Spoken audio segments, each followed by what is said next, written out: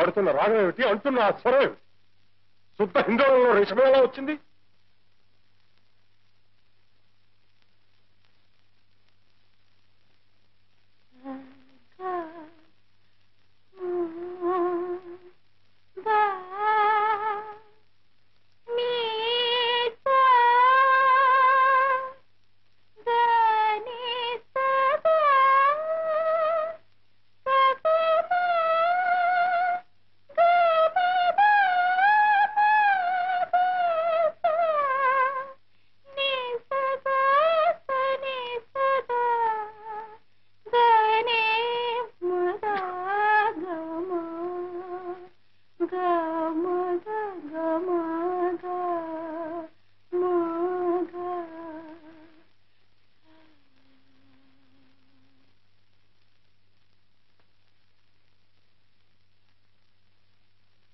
ఏమిటోరా కాముడు, ఉన్నదాన్ని ఊరుకోకుండా ఆ అమ్మాయిని పాట పాడమని నేనే అడిగాను. ఇరకాటంలో పెట్టి ఆ అమ్మాయిని నువ్వు ఇరకాటంలో పెట్టావు సరే, మధ్యలో నేను ఇరుకుని పడ్డాను. నీ మొహం బెల్లం కొట్టిన రాయలా నోరు మూసు కూర్చోక ఆ చొల్లువాగుడు ఎందుకురా నీకు? బోలే డబ్బు ఖర్చు పెట్టి సంగీతం చెప్పించాను. 20-30 కృతుల దాకా నేర్చుకున్నావు. రిషభం అనడం చేతకాలేదట్రా నీకు? నీ కర్మ కాకపోతేను. నువ్వు సడక్కే మధ్యన చేత కాకనా? కావాలంటే ఇప్పుడు పరీక్ష పెట్టు.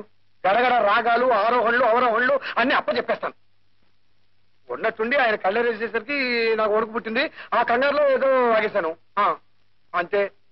10 జన్మలు తల్లకిందులుగా తపస్సు చేసినా మనలాంటి వాళ్ళకి అలాంటి సంబంధం దొరుకుతుందా నాయన? చేతులారా దూరం చేసుకున్నావు. ఆ సంబంధం తప్పిపోయినందుకు నీకంటే ఎక్కువగా బాధపడుతోంది నేనే. నీకేం తెలుసు? నాకు సంగీతం రాదనేగా పొమ్మన్నాడు ఆయన. చూద్దాం.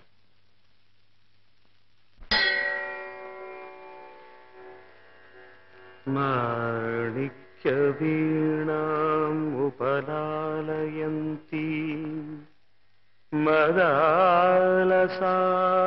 మంజుల వాగ్విలాసాం మహేంద్రనీలద్యుతి కోమలాంగీ మాతంగ కన్యాం మనసా స్మరామి.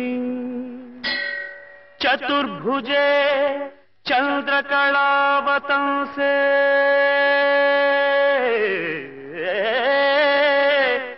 కుచోన్నతే కుంకుమరాగశోణే పుండ్రేక్షు పాశాంకుశ పుష్పబాణహస్తే నమస్తే నమస్తే నమస్తే జగదేకమాతః.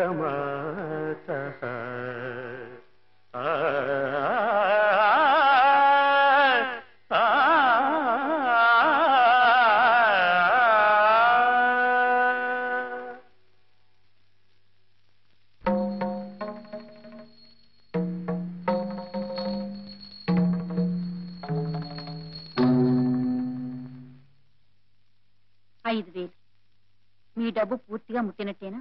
ముట్టిందమ్మా, ఉండండి రసీదు ఇస్తాను. సుబ్బయ్య గారు, నాకు రసీదులతో పని లేదండి.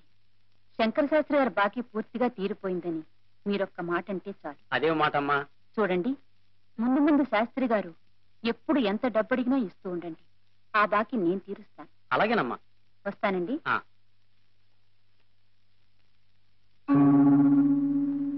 సుబ్బయ్య గారు, శాస్త్రి గారు వస్తున్నారు.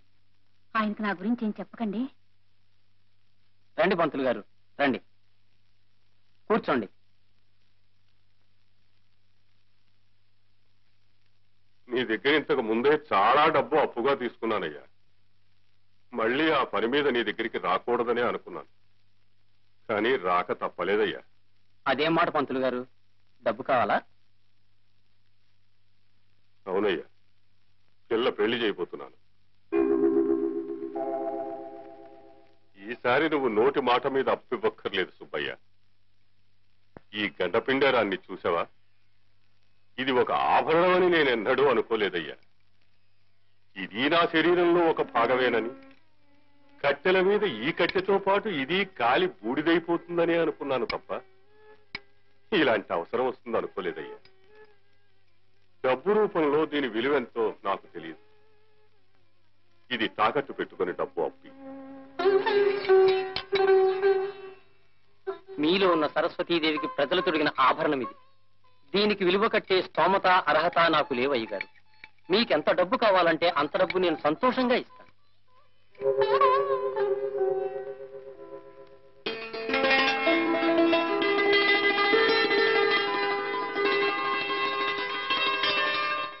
ఎంత రాశారా?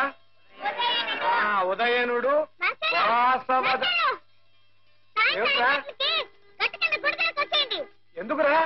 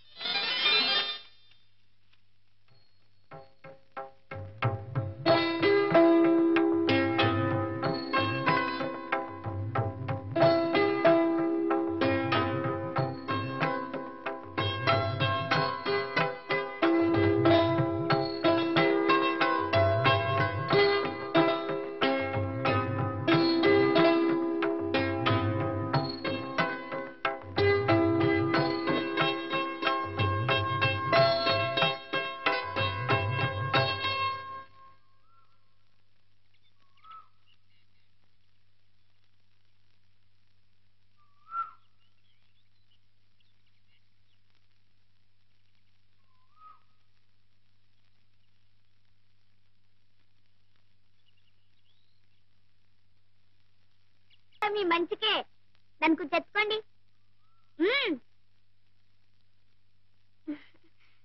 అయ్యగారు మీ ఇద్దరు పెళ్లి కొప్పుకున్నారు, అందుకని మీరిద్దరు సంతోషంగా దేవుడి దర్శనం చేసుకుంటారని రమ్మన్నాను. ఇక మీ ఇష్టం.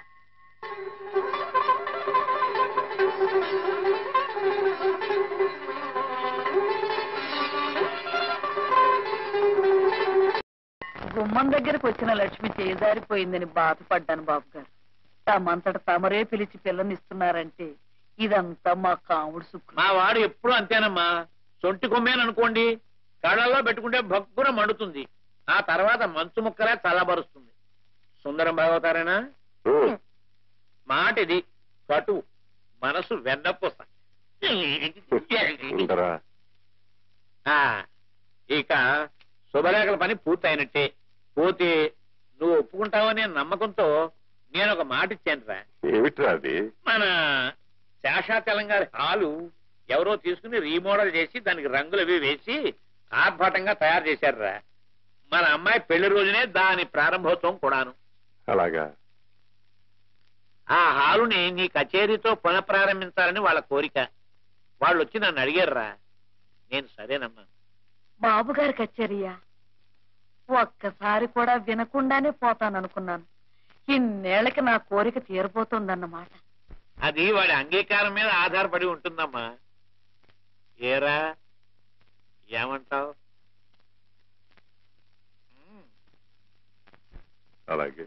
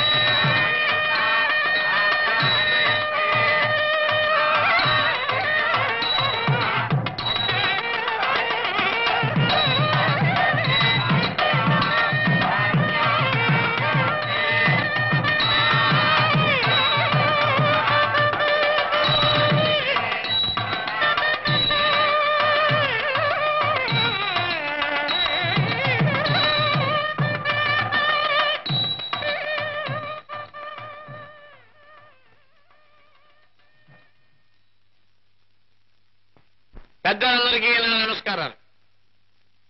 అపర సరస్వతి అవతారమూర్తి అయిన ఈ కళామూర్తిలోని కళను వర్ణించే శక్తి నాకు లేదు. అయినా ఈయన సహచరునిగా ఈ వ్యక్తి యొక్క వ్యక్తిత్వాన్ని గురించి 2 మాటలు మీకు నేను విన్నవించుకుంటాను. గతంలో శాస్త్రి గారి గానం వినడానికి ఆబాల గోపాలం సహజాలు ఆడిపోయేవారు, విని పులకించిపోయేవారు. ఆయన మహారాజా టీవీతో దర్జాగా బ్రతకడం నాకింకా గుర్తు. ఆ వైభవం, ఆ వెలుగు నాకింకా కళ్ళ కట్టినట్టు కనపడుతోంది. కానీ కాలక్రమేణా సంగీతంలో అనేక మార్పులు వచ్చాయి. ఉదాహరణకి వాటైనా కాటైనా, కరిచైనా కొరికైనా అనే సాహిత్యము, మలేరియా వ్యాధిగ్రస్తుని వణుకు లాంటి సంగీతము తయారయ్యాయి. అనేక శబ్దాలు, కూతలు, కేకలు, అరుపులు, నిట్టూర్పులు సంగీతంలో చోటు చేసుకున్నాయి. ఈ స్థితిలో తన గానానికి ఆదరణ లేని దశలో శ్రీ శాస్త్రి గారు తన ఇంటి 4 గోడల మధ్య అదే సభా వేదిక అనుకుని, క్రిమికీటకాదులే రసికత గల శ్రోతలు అనుకుని తన సంగీత సాధనని కొనసాగిస్తూ వచ్చారు. తన సర్వస్వము అయిన సాంప్రదాయ సంగీతానికి ఈ రోజు ఇంత ఆదరణ లభించడంతో ఈ బ్రహ్మఋషి మొహంలో కొత్త తేజస్సు కనబడుతోంది. 10 కాలాల పాటు శ్రీ శాస్త్రి గారు తన గానామృతాన్ని మనకు విందు చేసే శక్తిని భగవంతుడు వారికి ప్రసాదించాలని నేను ప్రార్థిస్తూ ఉన్నాను. సెలవు.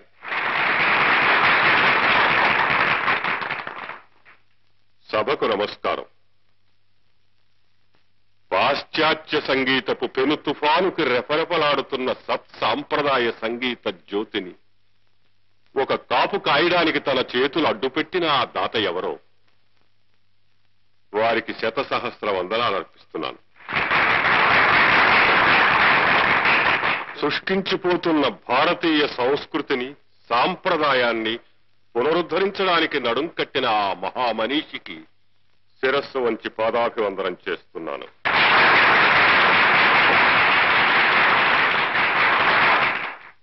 ఈ కళ జీవకళ, అజరామరమైనది. దీనికి అంతం లేదు. నిరాదరణ పొందుతున్న ఈ సంగీతాన్ని పోషించడానికి కోటికి ఒక్క వ్యక్తి ఉన్నా సరే ఈ అమృత వాహిని అనంతంగా ఇలా ప్రవహిస్తూనే ఉంటుంది. మనిషి నిలువెత్తు ధనం సంపాదించినప్పటికీ